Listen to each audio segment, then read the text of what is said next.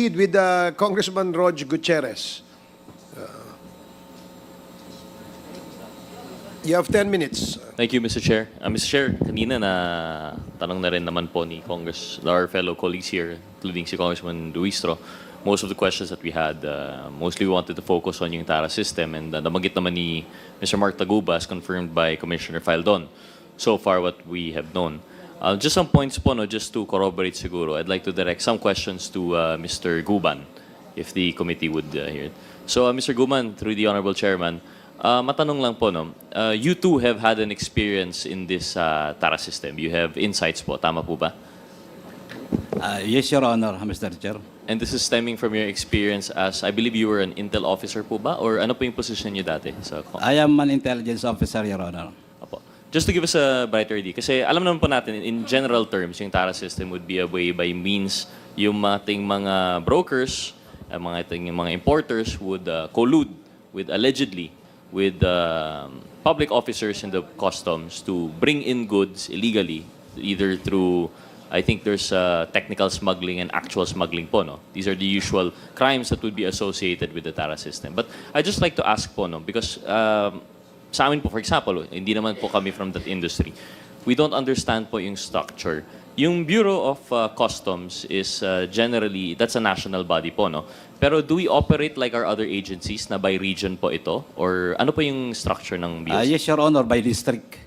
Like, for District. example, Your Honor, we have the different districts in Batangas Port, Subic, Davao, Cebu. Then in Manila, we have two ports, the Manila North Harbor and the South Harbor. So, Mr. Guban, sorry, makat lang po. No? So, generally, ang agencies po natin, kasi nalalaman natin, for example, when we're talking about DepEd, when we're talking about DOLE, it's geographical po, no? Based on regions, generally, ang ating division. We lump cities and municipalities into provinces, provinces into regions, and regions into the national whole. Pagdating po sa customs, it does not follow yung ating municipalities and city structure po, no? It's depending on the port. Depending on the port, Your Honor. Not exactly the geographical situation, Your Honor. Okay, so ang pinaka-basic structure natin would be district. The port District, Your Honor. Port And district. we're only talking of seaports po ba? Hindi po kasama yung mga airport? Kasama or... po yung airport, Your Honor. International Airport in Clark, Cebu, Mactan International Airport. Then, of course, the NAIA.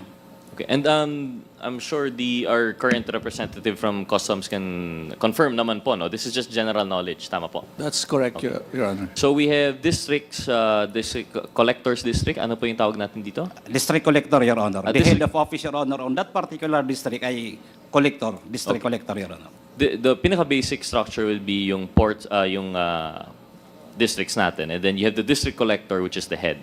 And they report, meron bang regional, meron bang by Luzon, Visayas, Mindanao, or straight to the Bureau? Your Honor, diretso na po yan sa Office of the Commissioner. Okay, so the Office of the Commissioner, which is composed of how many commissioners nga po tayo? One commissioner, Your Honor, and I think this are about 3 deputy commissioner and 1 assistant commissioner.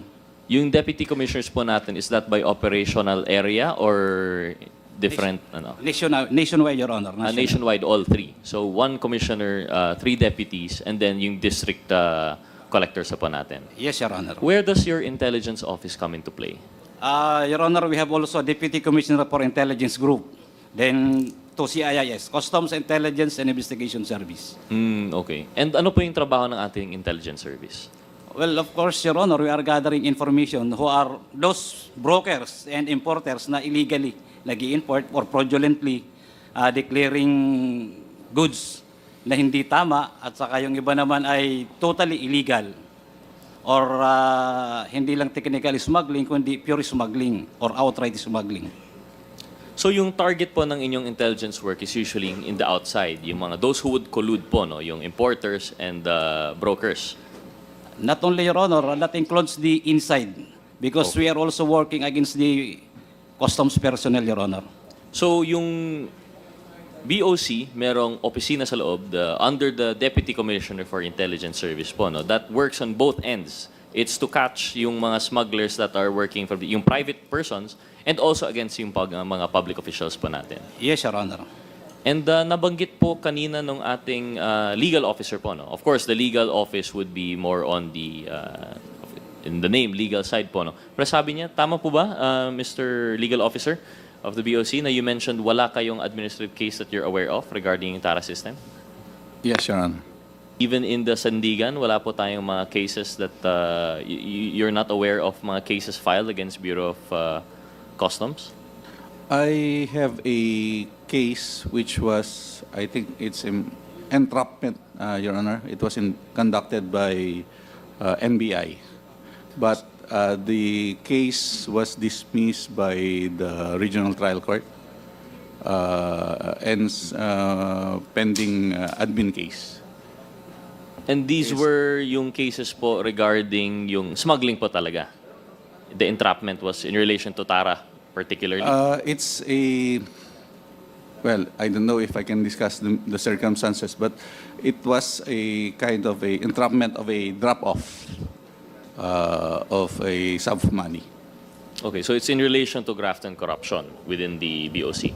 So, which should be high related because of the field of BOC that would be in the customs industry. We're talking of how the graft is related to yung smuggling and technical smuggling, tama po. That would be the natural case because what other purpose would there be bribery po, no, in the BOC if not to smuggle?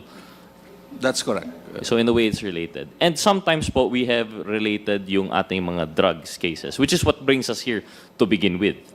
You mean to tell me, just to clarify po, no? So you are aware of yung mga drugs cases po natin? In particular, sir, itong EMT case, we have had a conviction on this case, Your Honor. So you've had a conviction in this case. And actually, part of the legal service is kayo po mismo ang nagpa-file ng mga kaso, no? This was filed by the legal service, correct. And yeah, this has been, we have obtained a conviction on this case, but still under appeal. I think 3 accused filed an appeal, and the other one filed a motion for reconsideration. It's now pending before the court, regional trial court, and the Court of Appeals. So like the legal service po, through the Honorable Chairman, like the intelligence service, I mean, ang legal service po is pointed outwards towards yung mga private persons, yung importers, yung brokers, and also inwards. You would also file cases po against your own. Tama po ba? Yes, sir. Yes, sir. So you mean to tell me po, just to confirm, in the case of Mr. Mark Taguba, in which supposedly yung sa EMT, yung with drugs are now related, and there was a mention of the TARA, you would still say na di nyo po alam na may TARA system? In the EMT case, Your Honor, it's a case of, I suppose it was a case of misdeclaration, and then it was discovered upon source outside of the Philippines, and information came in that a certain shipment contains drugs. So when they acted on that active intelligence, they were able to follow the shipment, and they were able to follow and go to the site or location and found the items, Your Honor. The 5 crates, metal crates containing this shabu, Your Honor. But of course, since you are following this case, the allegations by Mr. Taguba that there is TARA system, that's the first time you've heard of it in your tenure in the BOC. I've heard about the TARA system that was mentioned by Taguba during the Senate inquiry on the matter. I believe I can remember that it was published, it was aired live, Your Honor. Thank you. I'll come back to that na po, no? Or perhaps in the next hearing when hopefully si Commissioner will join us because we want to take the input rin po of the BOC itself. But okay, we'll go back po siguro to Mr. Guban, please. With the indulgence of Chairman Acop. Mr. Guban, so going back to the question po, no, I just wanted to confirm kasi po with legal, yung ano yung organizational structure po nila. And like the intelligence service, they focus both on the outside and inside the BOC. And sa inyo naman po, intelligence service, and you were serving under, is this directly under the Deputy Commissioner for Intelligence? The CIS Director, Your Honor. Kami CIS mga Director. personnel po, Director po ang nakaka-under sa amin directly. And you operate nationwide po or are you assigned per district? Per district also, Your Honors. So per district, saan ka na-assigned at your last post? During that time at the Port of Manila. Port of Your Manila, Honor. which is the biggest? One among the biggest, Your One Honor. amongst the biggest. So from your, how many years nga po yun, sir, that you mentioned? Your service 17 years. Around 17 years of service in the BOC. In This BOC. was fully intelligence. Yes, Your Honor. And yung TARA system is nothing new to you. Your Honor, wala pa ako sa Customs. I was with Economic Intelligence and Investigation Bureau before I became an intelligence officer in the Customs. TARA system is already there. And it's always been the same, yung red lane, green lane, yellow lane. Before, Your Honor, wala pa yan, asikuda. I think that was during the time of Commissioner Paraino na nag-modernize. Then pinalitan na lang selectivity system because of the computerization. So, I think pagkapatapos ni Commissioner Paraino, then the next commissioner, I think that was Commissioner Morales. Unti-unti na po nag-modernize, digitalize na po ang custom. So, ginawa na po yung selectivity system. So, nagkaroon na po niya ng super green lane, green, yellow, red, orange. Well, Mr. Guban, through the Honorable Chairman, kasi nabanggit po earlier when it was being discovered, I think, by Congress woman Luistro, very particular po no, yung pagbanggit ng TARA together with the expose of Mr. Taguba na yung TARA po is in relation to the process, may green lane, yellow lane, red lane, and how it's able to ease the inflow of whether it's underdeclared or totally illegal po, no, in smuggled goods. Yun yung na-mention na process. But you mentioned time immemorial. So even before the process of red, green, yellow, even before digitalization, may TARA. What was the very concept of TARA? Kung ganun po. Your Honor, as if na mapabilis ang transaction para yung papel ay bumilis at hindi na masyado higpitan ng personnel. So that is almost the same, Your Honor, partnership. Hindi na examine ng 100%, maybe 10 or 20%. Then at the same time, wag na lumaan masyado sa x-ray. Saglit na lang, then okay na because of the TARA. Then that is also the time, Your Honor, na hindi mo na ngayon madidetect kung ano ang laman ng container, kung ano ang nasa loob. Kahit na anong indeklara nila, baliwala na po sa mga empleyado ng custom dahil connected or may TARA na. So may per container na. So whether or not the process was in relation to digital or mano-mano or kung ano man previous, merong TARA in the sense na there is influence being peddled to connect private persons to public officers to facilitate yung smuggling. Yun po yung basic na sinasabi. Yes, Your po Honor, ninyo. that is the very basic. But if I'm not mistaken, kayo po ba, Mr. Guban, or si Mr. Taguba, yung nag-mention na may central command? There was a central command, Your Honor, pero si Mr. Taguba, binanggit niya rin po yan. Nabanggit rin. But you are aware also of the central. Can you Yes, that is- elucidate po, ano po yung central command that you're referring to? Well, I think, Your Honor, this started the central command from the time of Commissioner Faeldon na kung naglagay siya lang lahat represented para mapabilis ang proseso.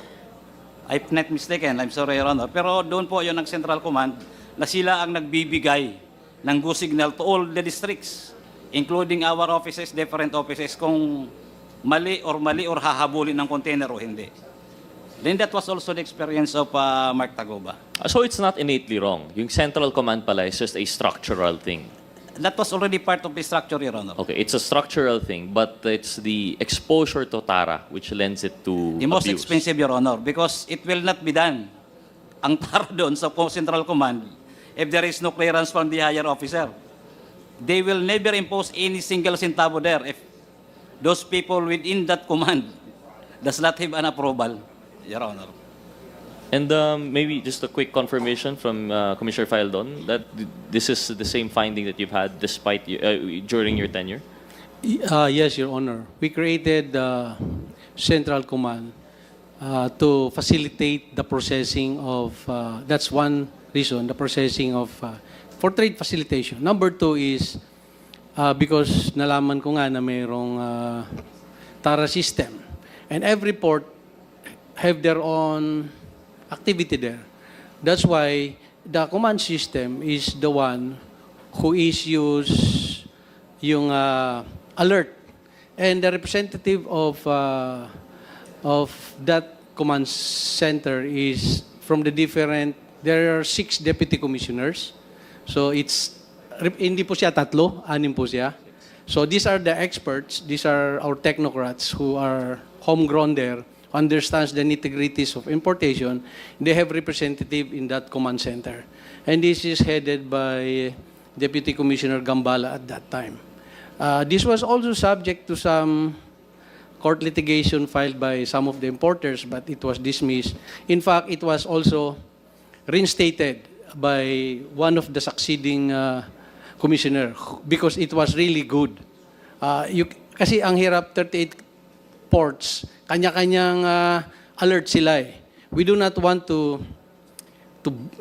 burden the importation of commodities. That's why the purpose of the CENTCOM, Central Command, is to centralize the issuances of pag i-hold mo yung isang commodity.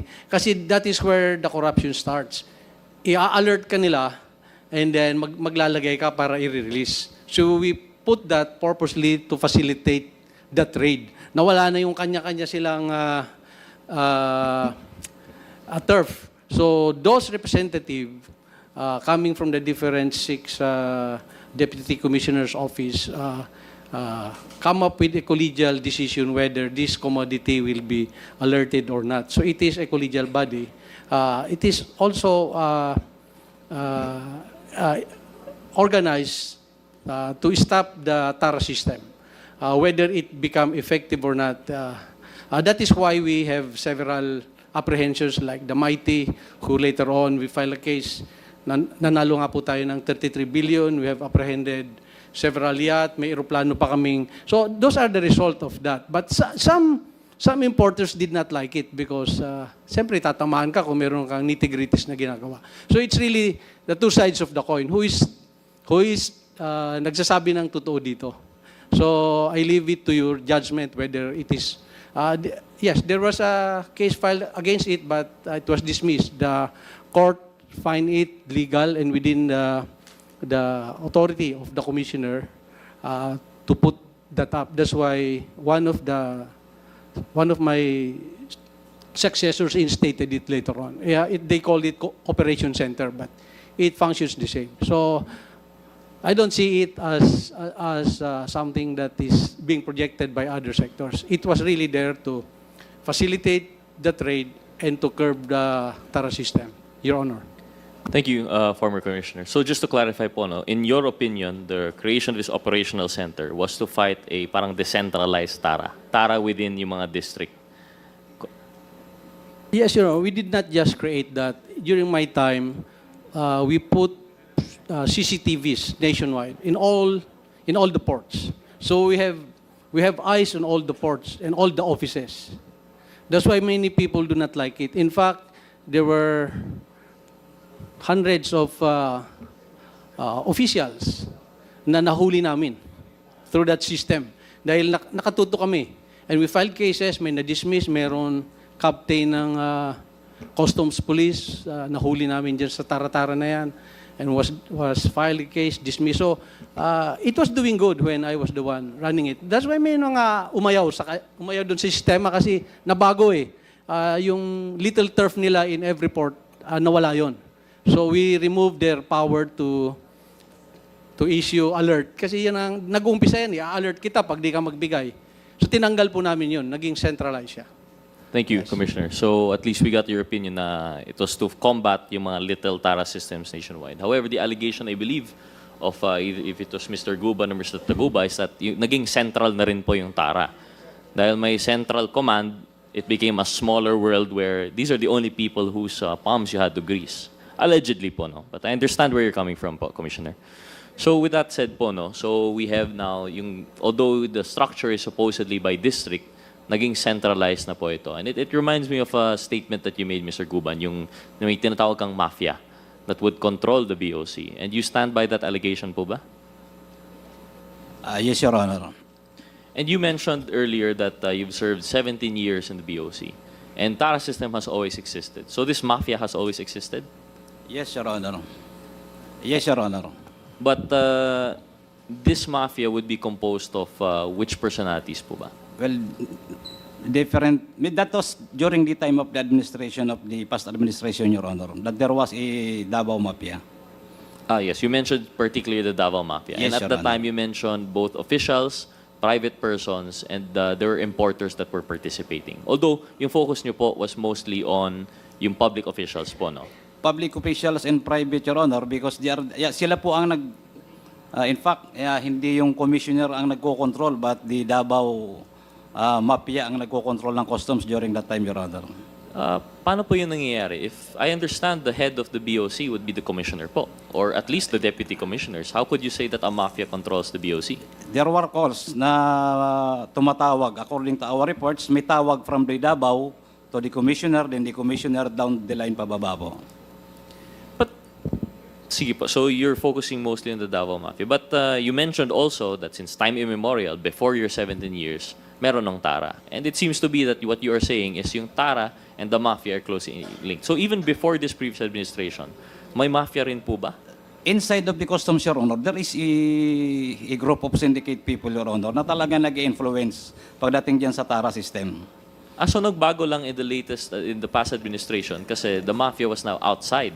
Different, Your Honor, yun. Yung iba yung before ng administration. Ngayon naman, Your Honor, kung sino po ang nakalagay doon, from the commissioner down, hindi po mawawalang Tara pag hindi inaaprobahan galing sa taas.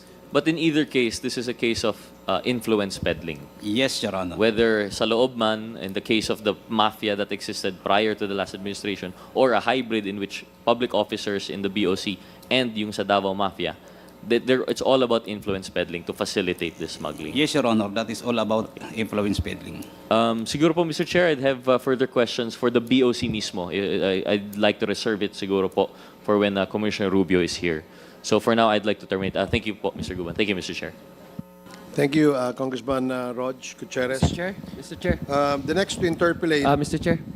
I have one Yeah. follow-up question sana kasi Sige. medyo Okay, but na-intrigue let ako me dun. first acknowledge the presence of our Senior Deputy Speaker, Congressman